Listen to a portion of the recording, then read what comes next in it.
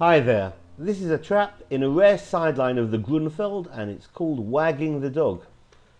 After d4, knight f6 and c4, black goes g6, aiming for a kid, a King's Indian defence or a Gruenfeld. After knight c3, black makes his intentions known with the move d5, the Gruenfeld. White plays normal lines, c takes on d5, since after knight takes on d5, white gains time by advancing the pawn to e4 and hitting the knight.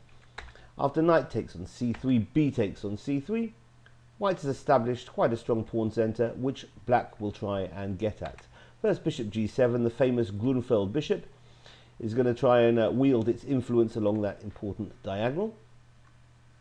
And in this position, the most common move for white is bishop c4, and this is a highly theoretical and deeply analysed position. Bishop c4 can be met here with c5 by black or castles and a number of other moves. We're looking at the move castles, and here we're going to take a look at an extremely rare sideline for white, and that's the move queen f3. It has very few advocates because it seems that c5 here by black will give black immediate advantage.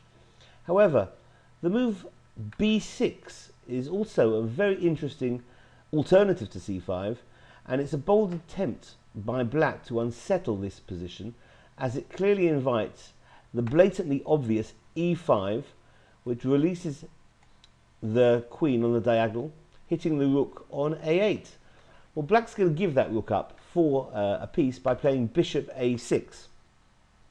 White could, in fact, take on f7 and then capture on a8, but if he doesn't want to open up the f file for black, queen takes a8, white's winning the exchange, and after bishop takes on c4, it's quite an unclear position. If white wants to extricate the queen immediately and say play back to f3, then f6 will open up offensive lines for black.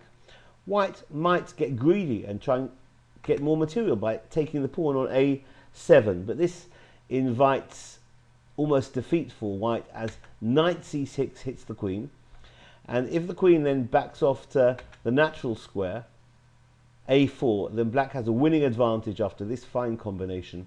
Knight takes on e5. The knight is defending the bishop on c4. It's also heading for d3, which would be calamitous for white.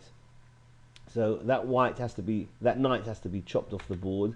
D takes on e5, but that allows queen to d3. The queen is threatening to invade on f1 check and send the king to the d file, which will be met with rook d8. If the knight moves to f3 so that the rook will defend f1, then white's getting mated on e2.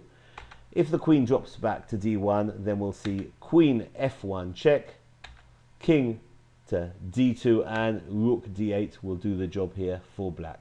So this has been Wagging the Dog in a sideline of the Gruenfeld. Hope you found it useful, and thanks for watching. Bye bye.